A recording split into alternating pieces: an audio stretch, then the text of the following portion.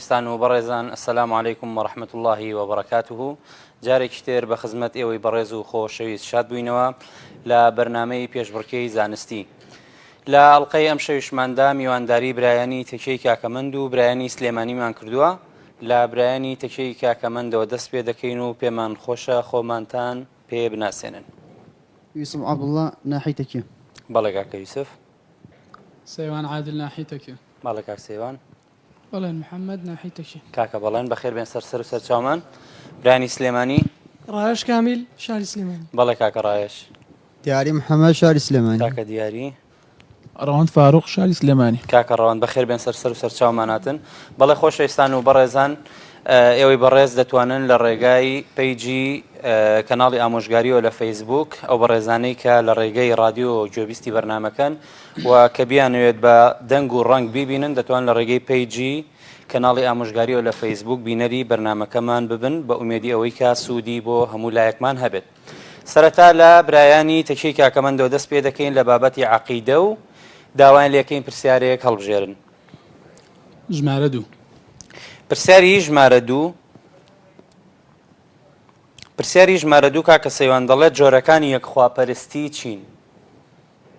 ئەنواع التەوحید. 3 جۆرمان هەیە.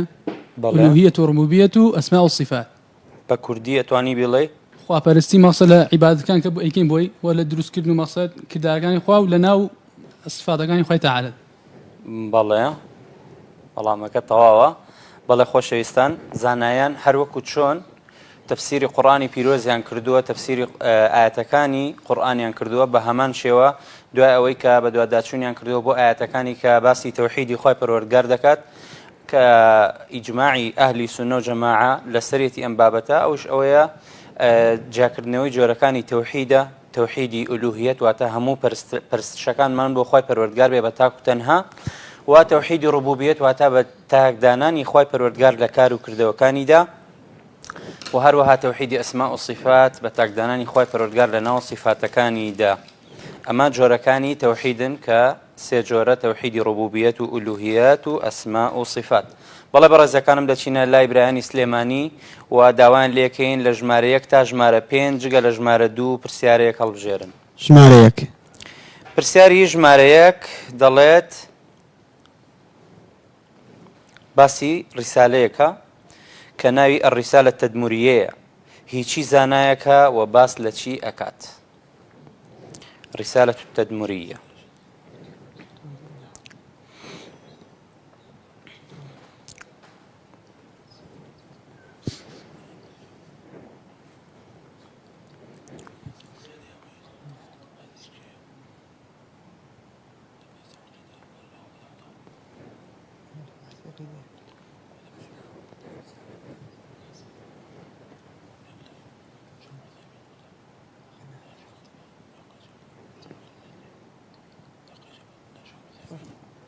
کاتەکەتان تەواو بوو.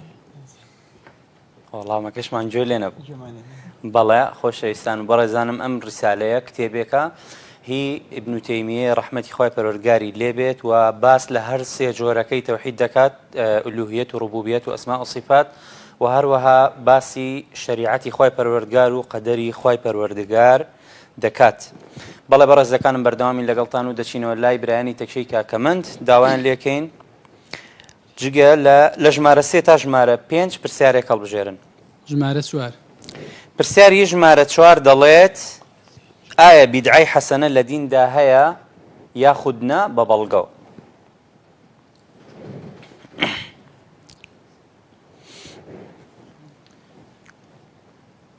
بدعای حەسەنە لە دیندا نییە. پێغەمبەر ئەڵێ من عمل عملا ليس عليه أمرنا فهو رد. بەڵێ. يعني من أحدث في أمرنا هذا ما ليس منه فهو رد. كل بدعة ضلالة. بەڵێ وەڵامەکە تەواوە کاکە سەیوان. بەڵێ بەڕێزەکانم زۆر جارە موشەیە بیستین بیدعای حەسەنە بیدعایەکەکەنە ناو دینەوە هیچ بەڵگەی لەسەر نیە نە لە قورئان نە لە سونەت ئەڵێن ئەمە بیدعای حەسەنەیە. لەکوێ هێنایانە خۆیان بە باشیان زانیوە خۆیان استحسانیان کردەوە بە باشیان زانیوە دەناگەر لە ئەسڵا باش وایە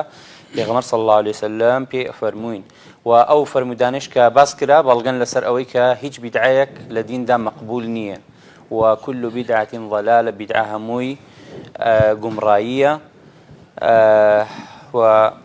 ئەو فەرمودەی تریش کە باسی کرد کاکە سەیوان من عمل عملا ليس عليه أمرنا فهو رد ئەم بیدعە حەسەنەیە کە یەکەن هەڵبەتە کردەوەیەکە ئەو کردەوەیش فەرمانی پێغەمبەری خۆی لەسەر نیە صلی الله عليه وسلم خۆیان ئیقرارەکەنەوە کەسانی کە ئایڵێن بۆیە پێغەمبەر صلی الله عليه وسلم فەرموویەتی مەردوودە واتە مەقبول نییە وەڵامەکە تەواوە کەواتە ئەگەر بیستان باسی بیدعە حەسەنە کرا بزاننەوە لە دیندا نییە چونکە هیچ بەڵگەیەکی لەسەر نییە بەڵگەکان دژێتی بەڵێ بەڕێزەکانم دەچینەوە لای برایانی سلێمانی داوان لێکەین لە نێوان ژمارە 3 و ژمارە 5دا پرسیارێک هەڵبژێرن ژمارە سێ پرسیاری ژمارە 3 هەر بابەتی بیدعەیە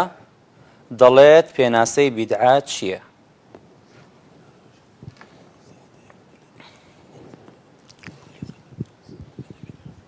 هەموو زیادەیەک لە دینە کە ئەمری خوا پێغەمبەری خوا صلی الله عليه وسلم نەبێت لەسەر نەبێت ئەو بیدعەیە هەموو زیادەیەک لە دیندا کە ئەمری خوا پێغەمبەر صلی الله عليه وسلم لەسەری نەبێت ئەو بیدعەیە وەڵامەکەت تەواوە بەڕاستەوە وەڵامەکە تەواوە کاکە دیاری بەڵێ بەڕێزەکانم ئەو قەیدەیە زۆر گرنگە هەر شتێک لە دیندا زیاد بکرێت کە بەڵگەی لەسەر نەبێت ئەو کاتە دەبێتە بیدعە کەسانێکی بوختیانچی ئەڵێن ئەمانە سیاریان بەلاوە بیدعەیە دەی بڵێن تیارێش بیدعەیە بڵێن سەعات و کامیرە و تەلەڤیزیۆن هەمووی بیدعەیە کە سوای نەوتووە ئەمانە ئەگەر بێت و بۆ خزمەتکردنی مرۆڤایەتی بێ لە سنووری شەرعا شتێکی چاکە و ئیسلام ڕێگری لێمان نەکردووە بەڵام کە ئەڵێن بیدعە لە دیندا مەبەستمان لە بیدعە واتە لە دیندا پێغەمبەر صلی الله عليه وسلم فەرمووی من أحدث في أمرنا هذا واتە لە دینی ئێمەدا شتێک زیاد بکە ما ليس منه کە لە ئەسڵدا لە دیندا نەبێ ئەوەیان مەردوودە بۆیە بیدعە بە کورتی التعبد لله بما لم يشرعه واتە خواپەرستیەک ئەنجام بدەی بەو شێوازەی کە خوا بۆتی دانەنەوە هەر شتێک بتێ بڵێ ئەمە لە خوا نزیک مەکاتەوە بەڵگەی لەسەر نەبێ بیدعەیە بەڵێ بەڕێزەکانم پرسیارەکانی بەشی عەقیدە تەواو بوو دەچینە لای پرسیارەکانی بەشی فقه و داوا لە برایانی تەکێ دەکەین پرسیارێک هەڵبژێرن ژمارە سێ پرسیاری ژمارە 3 دەڵێت پرسیاری ژمارە 3 دەڵێت ئایا عیددەی ئافرەت چەندە کاتێک مێردەکەی دەمرێت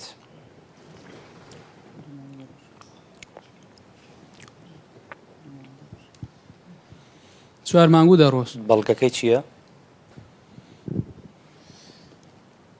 والذين يتوفون منكم ويذرون أزواجا يتربصن بأنفسهم 4 أشهر و10 10 كانوا أصابوا احتياط بەڵێ 4 ئەشهور و10 وەڵامەکە تەواوە ئەو ئافرەتەی کە دووجانە ببورن دووجان نەبێت هەر ئافرەتێک کە مێردەکەی وەفات بکات خی پەروەردگار عیددەی بۆ داناوە 4 مانگ و 10 ڕۆژە بەڵام لێرەکەدا بابەتێکی تر دێتە پێشەوە ئەی باشە ئەگەر هاتو ئافرەتێک دووجان بوو مێردەکەی وەفاتی کرد عیددەکەی هەمان عیددەیە 4 مانگ و 10 ڕۆژە نەخێر لە ئاەتێکی تردا خی پەروەردگار لە سوورەتی تەلاق باسی کردووە کە ئولات الأحمال أجلهن أن يضعن حملهن ئەوە عیددەکەیان بەچی تەواو دەبێت بەوەی کە منداڵەکەیان ببێت جا ئەگەر بێت و لە دوای وەفاتی مێردەکەی 2 ڕۆژ بێ 3 ڕۆژ بێ 2 سعات بێ 3 سعات بێ کە لە دوای مێردەکەی منداڵی بوو عیددەی تەواو دەبێ و دەتوانێت زەواج بکات بەڵێ خۆشەویستانم هەر لە پرسیارەکانی بەشی فقه بەردەوامی لەگەڵتان دەچینە لای برایانی سلێمانی داوان لێکەین جگە لە ژمارە 3 پرسیارێک هەڵبژێرن ژمارە 5 پرسیاری ژمارە 5 دەڵێت باشترین شتێک کە بۆ مردوو بکرێت چییە؟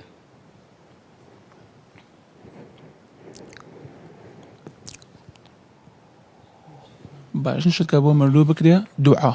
بەڵگە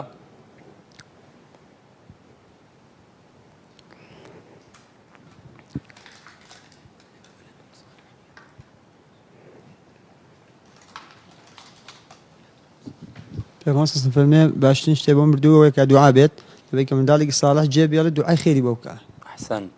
وەڵامەکە تەواوە کاکە دیاری و کاکە ڕەوەند بەڵێ باشترین شتێک کە بۆ مردوو ئەنجام بدرێت لە دوای ئەوەی کە ئەمرێت کەسێکی نزیکت ئەمرێت دۆستێکت برادەرێکت خۆشەویستێکت دایکتە باوکتە باشترین شتێک کە تۆ ئەنجامی بدەی بۆی ئەوەیە دوعای خێری بۆ بکەی بۆیە پێغەمبەر صلی الله عليه وسلم فەرمووی لە فەرمودەکەی إذا مات ابن آدم انقطع عمله عنه إلا من 3 یەکێک لەوانە ئەو وەلەدین صالح يدعو له بێت و کوڕێک بە یاخود کچێکی صالح بەجێ بێت لە دوای خۆی کە دوعای خێری بۆ بکات جا ئەگەر بێت و دوعاکردنەکە بۆ باوکت بێت یاخود دایکتیات خوشکت یاخود براتیان هەر مسلمانێکی تر بێت ئاساییە و باشترین شتێکە کە بۆ مردوو ئەنجام بدرێت مەبەستیش لەمە ئەوە نییە کە تەنها دوعای بۆ بڕانە سەدەقە و خێریشی بۆ ئەڕات کە تۆ سەدەقە و خێر بۆ دایک و باوکت ئەنجام بدەیت با مردبێشتن ئەوە هەر بۆیان دەڕا بە ئیزنی خوای گەورە و فەرمودەی تری لەسەر هاتووە بەڕێزەکانم دەچینەوە لای برایانی تەکێ داوایان لێکەین جگە لە ژمارە 2 ژمارە 5 نەبێت پرسیارەیەک هەڵبژێرن ژمارە 4 پرسیاری ژمارە 4 دەڵێت فەزڵ و گەورەی پاداشتی شوێنکەوتنی جەنازە بۆ گۆڕستان چییە؟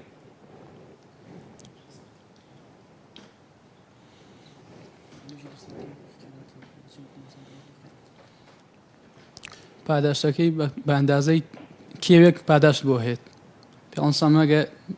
مردوویەک نوێژ لەسەرکی قراتێکەوە شوێنشی کەوتی قراتێک لە پاداشت بۆ هێت بەڵێ کۆتاوەڵامە وەڵامەکە تەواوە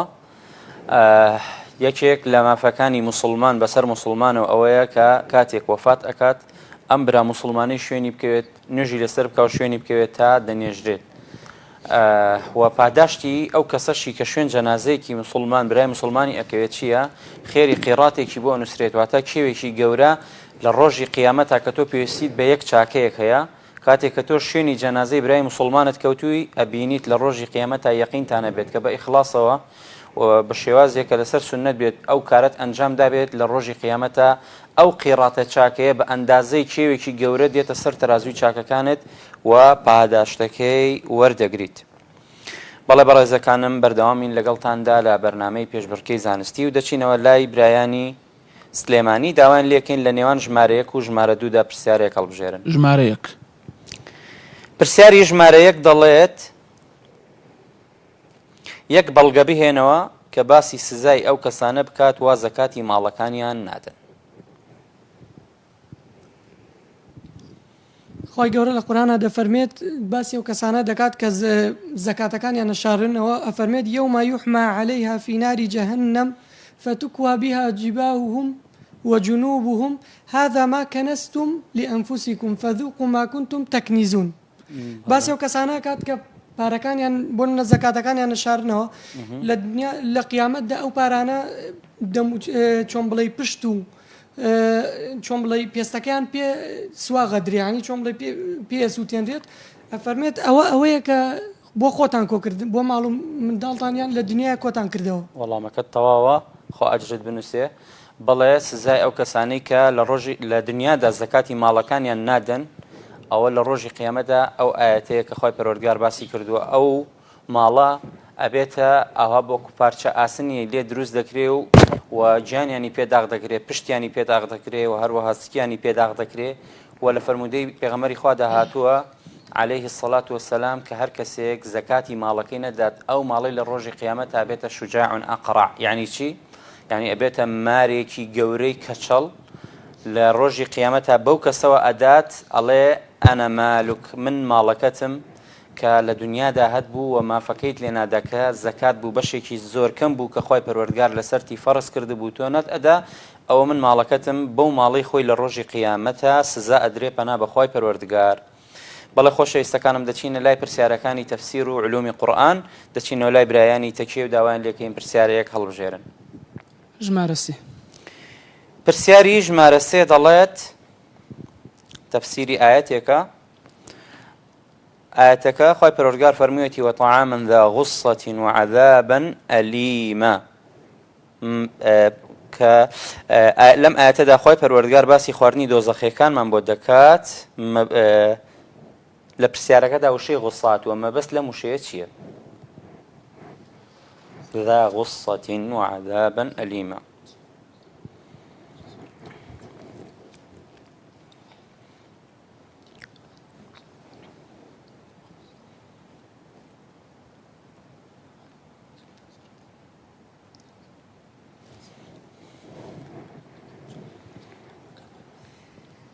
کێم و زوخای دۆزەخیەکانیان دەرخوارد دەدرێ والله ئاعلم یان مانای پێی شەجەرەت الزەقومە کۆتا وەڵامە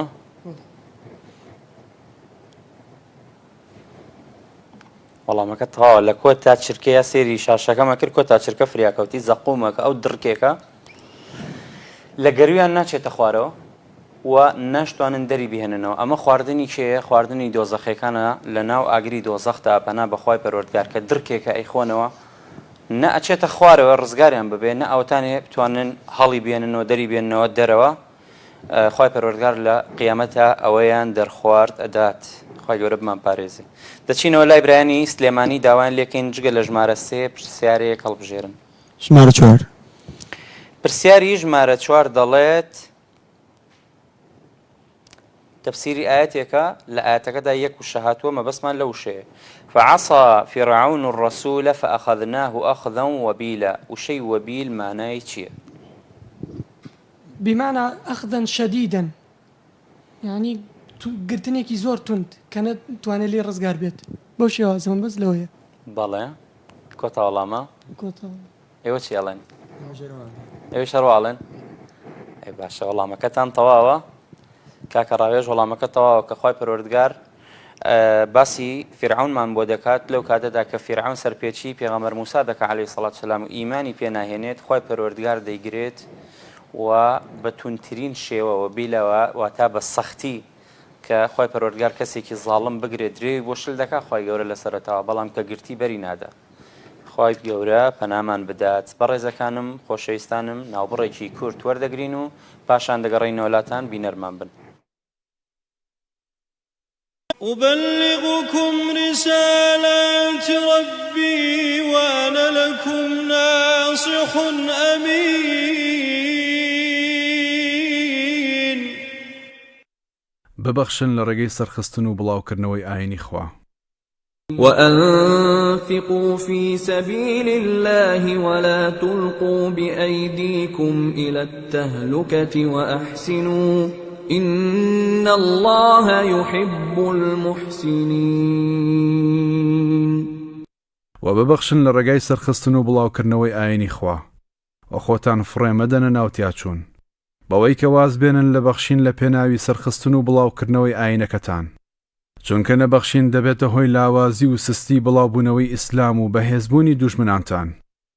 ئەو کاتەش ئەوان لە ناوتان دەبن و باش بن لە خواپەرستیتان و هەڵس و کەوت و کڕین و فرۆشتن و ڕەوشتاندا و باشەش بکەن لەگەڵ یەکتر چونکە بەڕاستی خوای گەورە ئەوانەی خۆش دەوێت کە باشن لە خودی خۆیاندا و باشەش دەکەن لەگەڵ خەڵکیدا. لەم ئاەتە دەرکەوت کە فەرمانمان پێکراوە بە بەخشینی ماڵ بۆ بڵاوکردنەوە و سەرخستنی ئاینی ئیسلام کە هۆکاری شادی و کامەرانی کۆمەلگاکەمانە. نەهیمان لێکراوە لە بەخیلی کە هۆکاری لاوەزبوونی دینەکەمان و تیاچوونمانە. فەرمانمان پێکراوە کەسانی باش بین و کاری باشیش بکەین لەگەڵ دەوروبەرماندا کە دەتەوێت خواخۆشی بوێت ئەوە باش بە و خراپ مەبە. کە خواخۆشی ویستیت ئەوە ڕێزت لێ دەگرێت و سرت دەخات و خۆشحاڵت دەکات و ناخۆشیت لێلا دەدات. مسلمانی خێرخواز و بەپەرۆش بۆ دینەکەی ئەی ئەو کەسی حەز دەکەی دینەکەی خوا وەکو خۆی بە جوانی بڵاو بێتەوە لە برەودا بێت. ئەم ئاەتە جێبەجێ بکە کە فەرمووی ماڵ ببەخشن لە ڕێگای سەرخستن و بڵاوکردنەوەی ئاینی خوا و لە ئێستادا کەناڵی ئامۆژگاری بە شەو و بە ڕۆژدینەکەی خوا بڵاو دەکاتەوە. تەفسیری قورئانی پیرۆز دەکات و وەڵامی شوبهە و گومانی بێدینەکان دەداتەوە. پاسەوانی لە بیرروباوەڕی ئیسلامی دەکات وەک خۆی کەواتە هاوکاری بکە بە ماڵەکەت و دڵنیا بە کە ئەمە بەخشینە لە ڕێی خوا بۆ بڵاوبوونەوەی دینی خوا. أبلغكم رسالات ربي وأنا لكم ناصح أمين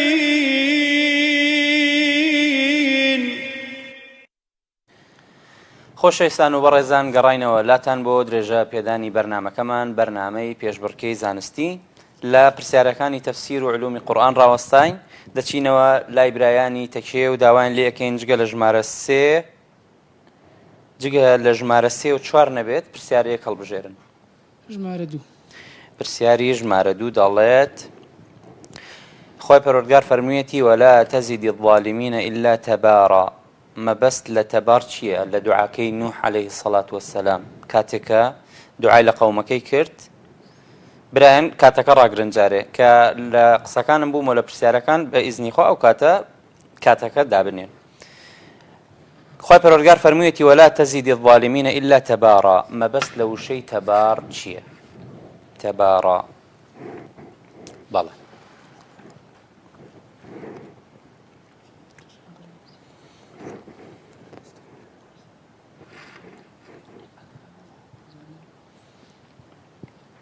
والله أعلم بس بي عذاب كافر كان لودني أخوي قرأ فرميت فذوقوا فلن نزيدكم إلا عذاب والله أعلم تنها عذاب يعني زيادة كافر كان لودني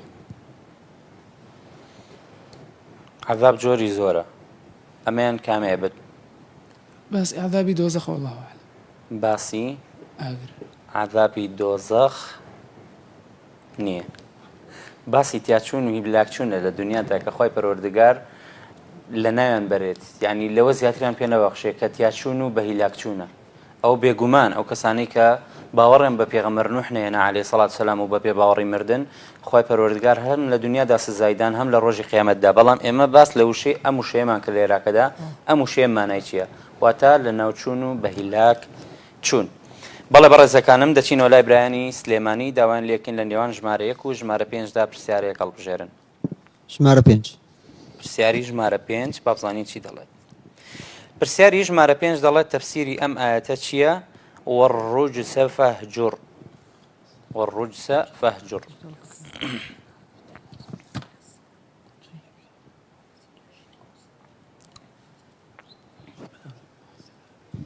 خواهي قورا للصورة مدثرها فرمي والمدثر قم فأنذر وربك فكبر وثيابك فطهر والرجز فاهجر الرجز ما بس لا تشومبلي صنمو بتكانه كوازي لبيند يعني شركو صنمو بتكان ما بس يلوي باش شويكي دياري كرو بەڵێ وەڵامەکەت تەواوە کاکە ڕاوێش هەڵبەتە لەم ئاەتەدا مەبەست لێ وەڕوجز فاهجر بە مانای سەرەکی ئەوە دێتەوە کە بتەکانە لیان دوورکەرەوە و وازیان لێ بهێنە واروەها تاوانیش دەگرێتەوە بە گشتی وەڵامەکە تەواو بوو و خاڵەکەشتان بۆ نووسرا خۆشەویستانم پرسیارەکانی بەشی تەفسیر و علومی قورئانیش تەواو بوون دەچینە لای پرسیارەکانی بەشی سیرە داواکەین لە برایانی تەکیە کە پرسیارەیەک هەڵبژێرن ژمارەیەک پرسیاری ژمارە 1 دەڵێت ناوی 5 پشتی پێغەمبەری خوا صلی الله علیه وسلم بۆ بخوێنەوە لە خۆیەوە دەست پێ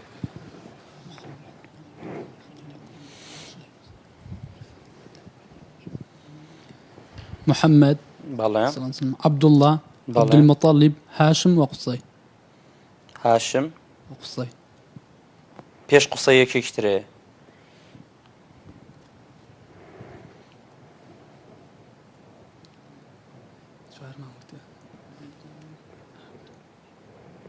عبد المناف أحسنت عبد المناف دا عبد المناف أو جا كده أو جا قصي بن كلاب بن مرة بن كعب تا كوتايا كيتا أقريته والسر بيغمبر إسماعيل عليه الصلاة والسلام بيغمبر إسماعيل يشكري بيغمبر إبراهيم عليهم الصلاة والسلام والله مكة طواوة دشما لا إبراهيم سليماني داوان ليكم جقل جماريك برسياريك هالبجيرن ژمارە 2 پرسیاری ژمارە 2 دەڵێت ڕووداوێکی گرنگ لە کاتی منداڵی پێغەمبەری خودا صلی الله عليه وسلم ڕوویدا ئەو ڕووداوە چی بوو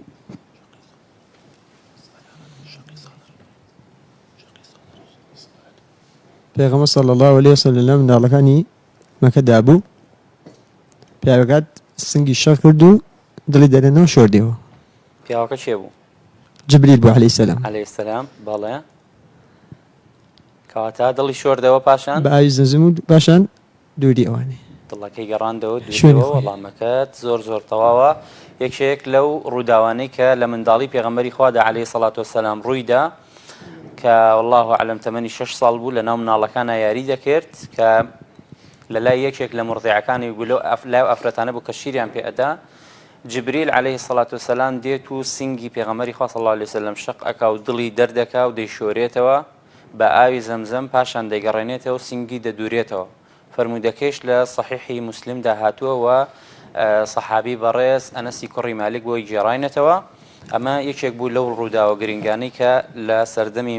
منداڵیدا ڕوویدا لە ژیانی پێغەمبەر عليه الصلاة والسلام وەڵامەکە تەواوە کاکە دیاری دەچمەوە لای برایانی تەکشێ داوایان لێکم لە ژمارە 3 تا ژمارە 5 پرسیارێک هەڵبژێرن. ژمارە سێ. پرسیاری ژمارە 3 دەڵێت هەر پەیوەندی بە پرسیاری پێشووترەوە هەیە، دەڵێ حکمت چییە لە ڕووداوی دوولەتکردنی سینگی پێغەمبەری خوا صلی الله علیه وسلم و دەرهێنانی دڵی.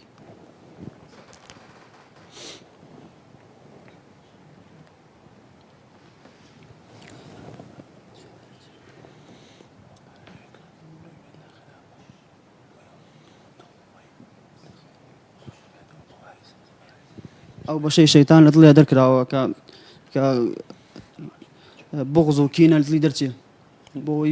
بۆی پاک بێتەوە و دڵی لە ژەنگ و بیشۆرێت بە ئاوی زەمزەم. وەڵامەکە تەواوە کاکە یوسف. بەڵێ حکمەتەکە ئەوە بوو کە ئەو بەشی شەیتانە لە دڵیدا دەربکرێت و بۆ ئەوەی خۆی پەروەردگار بەندەکەی خۆی ئامادە بکات، چونکە ئەمە لە دوای ئەوەی کە گەورە دەبێت وحی و نیگای بۆ دێت لەلایەن خۆی پەروەردگارە بۆی ئامادە بێت لە ئێستاوە بۆ ئەوەی تووشی هیچ وەسوەسە و گومانێک و پێهەڵخلیسکانێک نەبێت بە هیچ شێوەیەک. کەواتە ئامادەکردنی خۆی پەروەردگار بوو بۆ بەندەکەی بۆ ئەوەی ئامادە بێت بۆ هەڵگرتنی ئەو پەیامە گەورەیە. بەڵێ بەڕێزەکانم دەچینەوە لای برایانی سلێمانی و داوایان لێکین لە نێوان ژمارە 4 و ژمارە 5دا پرسیارەیەک هەڵبژێرن. ژمارە 4. پرسیاری ژمارە 4 دەڵێت ناوی دایکی پێغەمبەری خوا صلی الله علیه وسلم چی بوو و لەکوێ مرد؟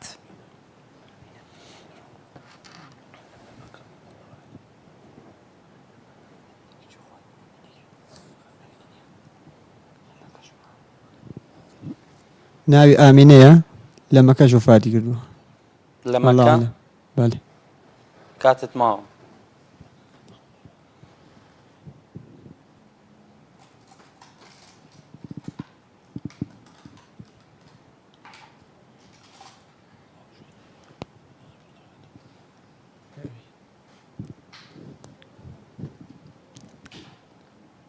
کاتە تەواو بوو. ناوی ئامینەی کچی وەهەبە بەڵام لە مەکە وەفاتی نەکرد، شوێنێکی تر بوو کە پێوترێ ئەبوا یاخود ئەلئەبوا لە نێوان مەکە و مەدینەیە، نزیکەی والله ئەعلەم 200 کیلۆمەترێک لە شاری مەکەوە دوورە، بەڵام خاڵەکەشتان بۆ ئەنووسم نزیکترە لە مەکەوە، بەڵام لە نێوان مەکە و مەدینەیە. ئەگەر برایانی تەکێش خاڵێکی لەو شێوازەتان هەبێ یارمەتیتان ئەدەم خاڵەکەتان بۆ ئەنووسم ئینشاءالله. بەڵێ بەڕێزەکانم دەچینە لای پرسیارەکانی بەشی فەرموودە، داوا لە برایانی تەکێ دەکەین لە ژمارە 1 تا ژمارە 5 پرسیارەیەک هەڵبژێرن. ژمارە 1. پرسیاری ژمارە 1 دەڵێت ئەم فەرموودەیە تەواو بکە. سەیەئتی عەلە الناسی سەنەوات خەداعات. تەواوی بکە.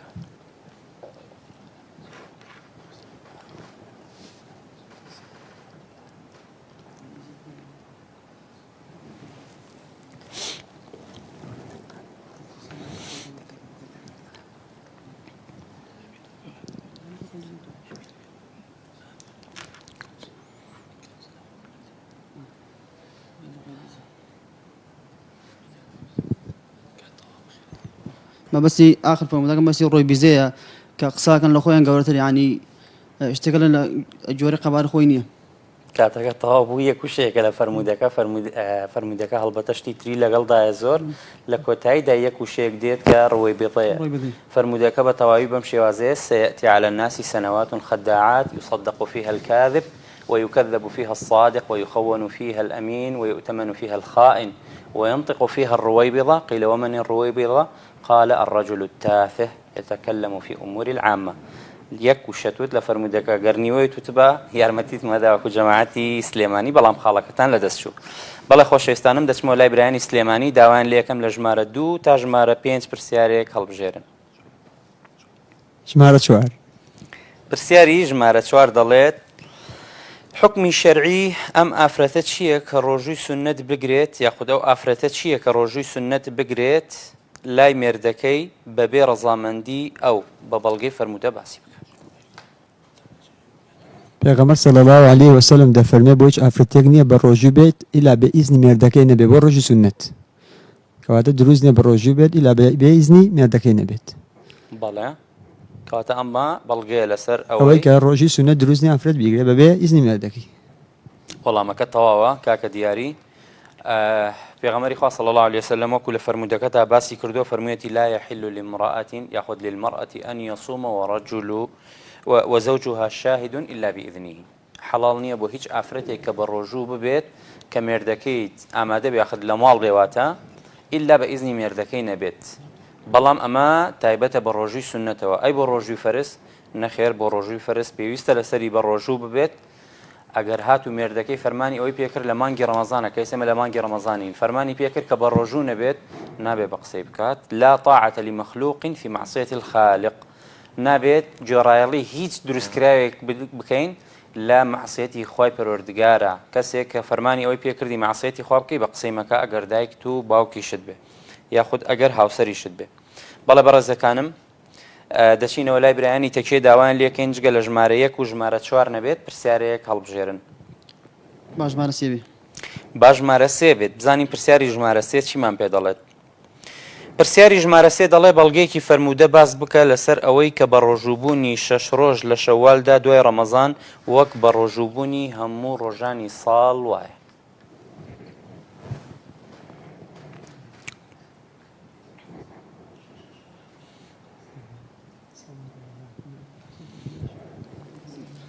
پێغەمبەری خوا صلی الله علیه و سلم هەر کەسێک ڕۆژی مانگی ڕەمەزان بگرێت و 6 ڕۆژ لە دوای مانگی ڕەمەزان کە مانگی شەوالەکە بگرێت وایە ساڵەکان بە ڕۆژوو بێت وەکو ئەوە وایە ساڵەکان بە ڕۆژوو بێت ئەو 6 ڕۆژەکە یەک بەدە حسابە کاتە 6ەکە وش ساڵەکە دەمانکاکە ڕێک ساڵەکە وەڵامەکە تەواوە بەڵێ بەڕێزەکانم هەر کەسێک مانگی ڕەمەزان بە ڕۆژوو ببێت کە یەک مانگە لە لای خوای پەروەردگار کە بۆمان نووسێ خوای پەروەردگار مانگێک یاخود ڕۆژێک بە دە ڕۆژە نووسێ چاکەیەک بە دە چاکە ئەنووسرێ واتە تۆ مانگێ بە ڕۆژوو بوویتە ئەجری دە مانگت بۆ ئەنووسێت خوای پەروەردگار دوو مانگە مێنێتەوە بۆ ساڵێک 6 ڕۆژیش لە مانگی شەوال بگرین واتە ئەکاتە 6 ڕۆژ تا کات دوو مانگ ئەوە تۆ بە ئیزنی خوای گەورە وەکو ئەوە وایە هەموو ساڵەکە بە ڕۆژوو بوو بێتی بۆیە ئەگەر مانگی ڕەمەزان تەواو بوو لە دوای یەکەم ڕۆژی جەژنەوە کە یەکەم ڕۆژی جەژن حرامە تێیدا بە ڕۆژوو ببی لە دوای ئەوە لە دوی شەوالەوە سنەتەکە ئەو 6 ڕۆژە بە ڕۆژوو ببین بۆ ئەوەی پاداشتی تەواومان بۆ بنووسرێ وەکو ئەوە کە بە درێژایی ساڵ بە ڕۆژوو بوو بێتین دەچمەوە لای برایانی سلێمانی وە کۆتا پرسیاری بەرنامەیە داواتان لێکەم لە نێوان ژمارە 2 و ژمارە 5دا پرسیارەیەک هەڵبژێرن با ژمارە 2 بێ با ژمارە 2 بێت پرسیارێکی زۆر زۆر ئاسانە پاداشتێکی زۆر زۆر گەورەشی هەیە با بزانین پرسیارەکە چییە پرسیارەکە دەڵێت ئەم فەرمودەیە تەواو بکە من قال سبحان الله وبحمده في يوم 100 مرة تەواوی بکە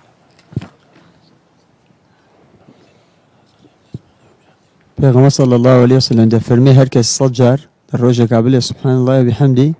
ئەو خوای پەروەردگار تاوانەکانی خۆشە بێت ئەگەر وەکو کەفی سەر دەریا ژوا بێت تاوانەکانی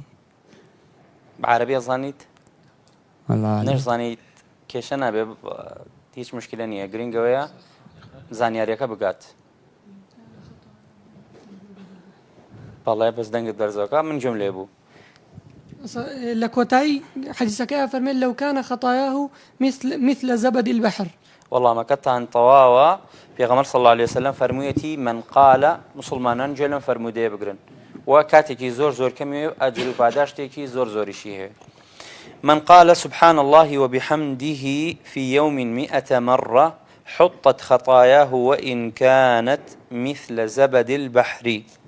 واتا هەر کەسێک لە ڕۆژێکدا 100 جار بڵێت سبحان الله وبحمده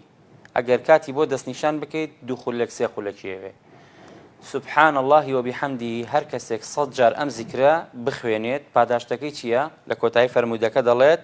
حطت خطاياه وإن كانت مثل زبد البحر خوای پەروەردگار لەو ئەو تاوانانەی ئەوەرێنێت ئەگەر بێت و بەقەت کەفی سەر دەریاکان بێت کەفی سەر دەریاکانتان بینیوە چەنێ زۆرە ئەگەر تاوانت ئەوەندە بێت کە تۆ 100 جار ڕۆژانە بڵێ سبحان الله وبحمده کە 3 خولەکی ئەوێت 4 خولەکی تۆ بڵێ 5 خولەکی ئەوێ خوای پەروەردگار ئەگەر تاوانەکانت ئەوەندەش بێت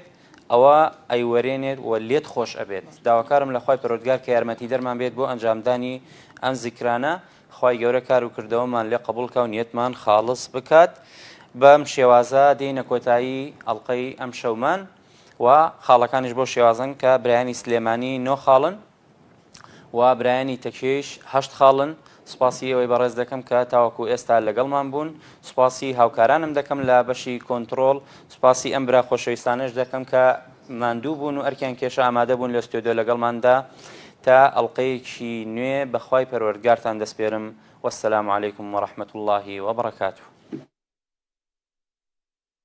أبلغكم رسالات ربي وأنا لكم ناصح أمين.